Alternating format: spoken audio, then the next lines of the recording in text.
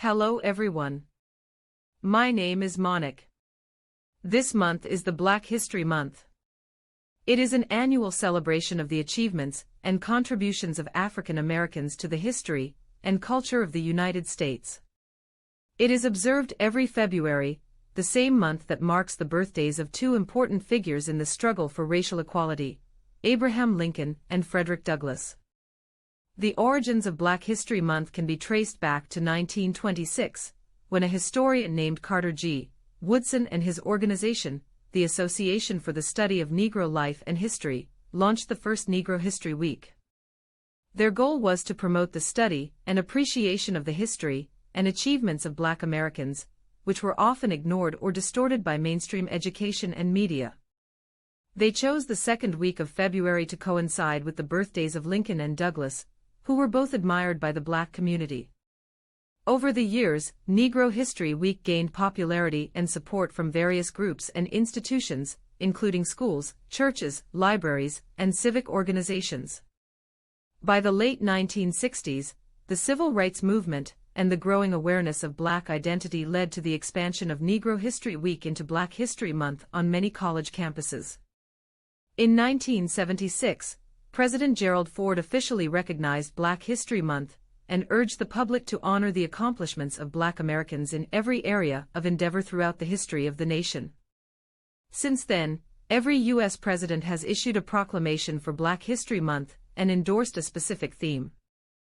The theme for Black History Month 2024 is African Americans in the Arts, which explores the key influence African Americans have had in various forms of artistic and cultural expression, such as visual and performing arts, literature, fashion, folklore, language, film, music, architecture, and culinary arts. Black History Month is not only a time to celebrate the past, but also a time to reflect on the present and the future. It is a time to acknowledge the challenges and struggles that African Americans have faced and continue to face in the pursuit of freedom, justice, and equality. It is also a time to recognize the diversity and richness of the African American experience and its impact on the American society and the world. It is a time to honor the legacy and the vision of those who have paved the way for the generations to come. Thank you for your attention, and let us celebrate the Black History Month. Welcome to 9 Influential African American Baha'is in the U.S., a documentary that explores the lives and contributions of some remarkable individuals who embrace the Baha'i faith, a religion that teaches the oneness of humanity, the equality of all races, and the harmony of science and religion. Our first story is about Dr. Ronald McNair, a NASA astronaut and physicist who became the second African American in space in 1984. He was also a talented musician, a martial arts champion, and a pioneer of laser physics.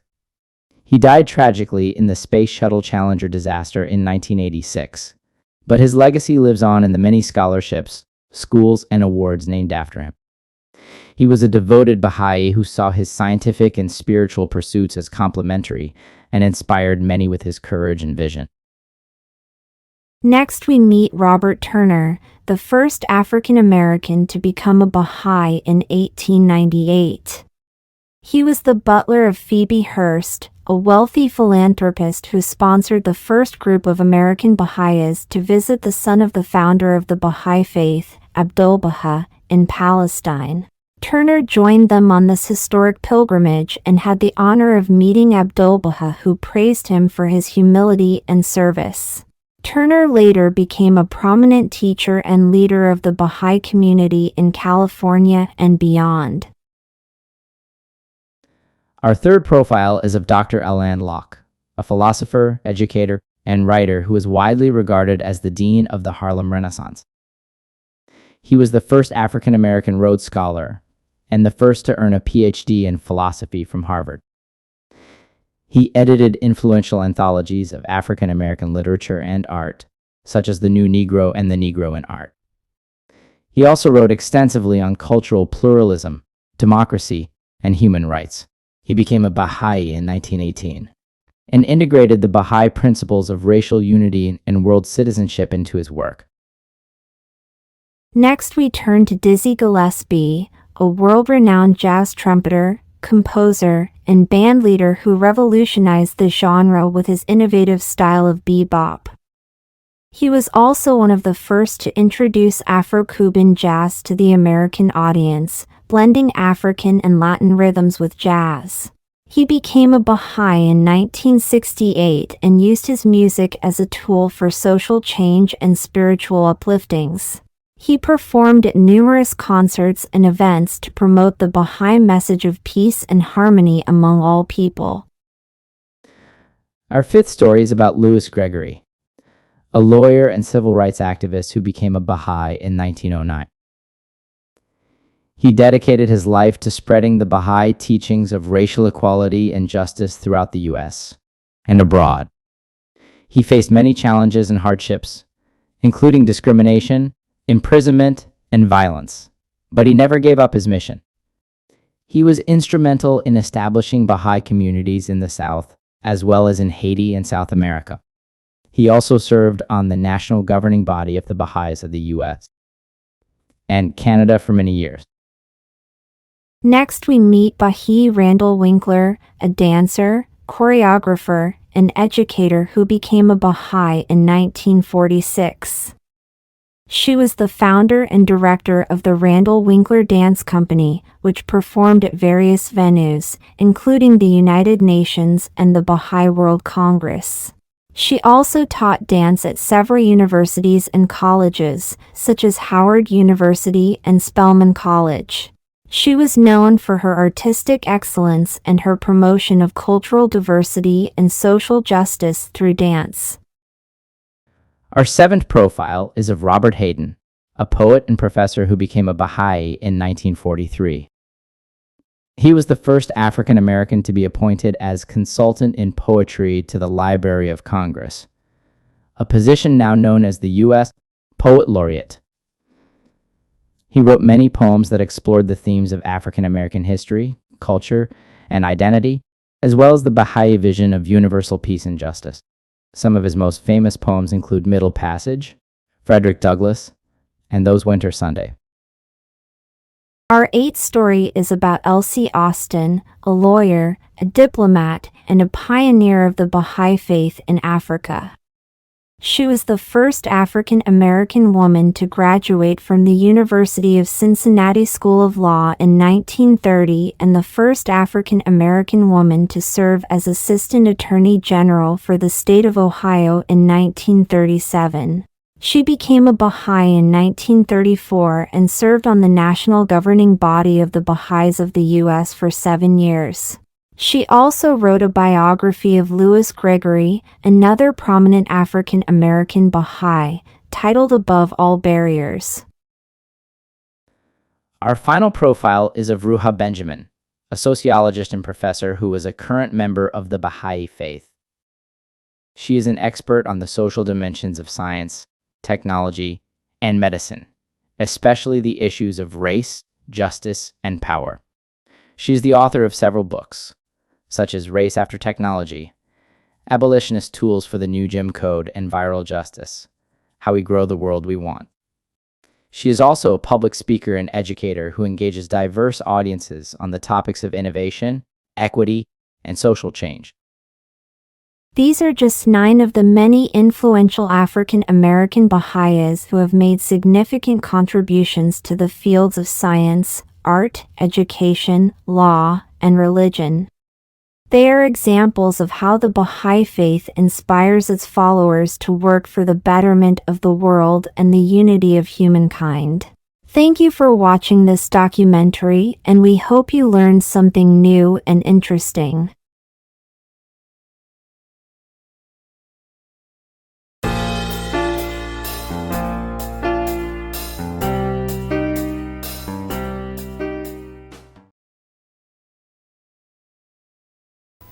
You know, on 125th Street in Harlem is in the middle of Harlem.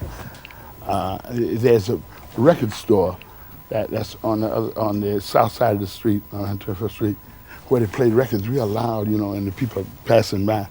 And this West Indian girl had just come to the United States, And she didn't know too many people there, and she was lonesome, and she didn't have a job, so she's walking up 125th Street. And as she's walking up 125th Street, she heard this.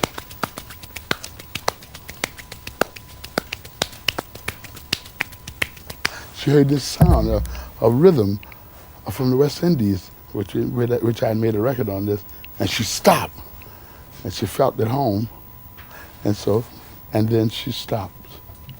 Do you know, when you just did that with your hands, you don't really need an instrument, do you? Yes. Yes, you do. It helps. Yeah. So people say, and it always sounds funny, they say Dizzy invented bop, as if you woke up one morning and said, what am I going to do today? I think I'll invent bop. It can't happen like that, can it? By a long shot, no. It's a development, actually. Progressive, same as progressive revelation and religion. Progressive revelation, God only gives you so much knowledge of what He's got in store for you at a specific time in your spiritual development. The same as He only lets a guy create so much for a particular era in the development of our music. And we also have messengers and prophets in our music. Yeah. You could call Coleman Hawkins Lester Young or Charlie Parker or Louis Armstrong or a prophet, Father Hines, right? Father Hines too, Yeah, because he's a great innovator. Music brought messages the way religion does. Now, I know you're a religious man. You can't explain everything about Baha'ism, which is the religion you selected. It's not. But I want to know how. It's not the term Baha'ism. That when you say Baha'ism, you can think of communism, all the other isms. It's not an ism. Being a Baha'i, I guess it's just Baha'i, But now I understand one thing that you've said in the book. We won't mention it again. When you say that the big religions are universal, and they need messengers, and you say music is universal. There is a oneness, you say, about music, which I accept. But why does it need a messenger? If you're a messenger, what message are you bringing us in jazz? Progressive revelation. Whatever I create, when I have a following, my followings falls in line, and they say that's the gospel. Or whatever Charlie Parker creates in music, they say that is the gospel. Whatever Coleman Hawkins, Lester Young, Louis Armstrong, any of the Miles, Clifford Brown, any of the major establishers of a style.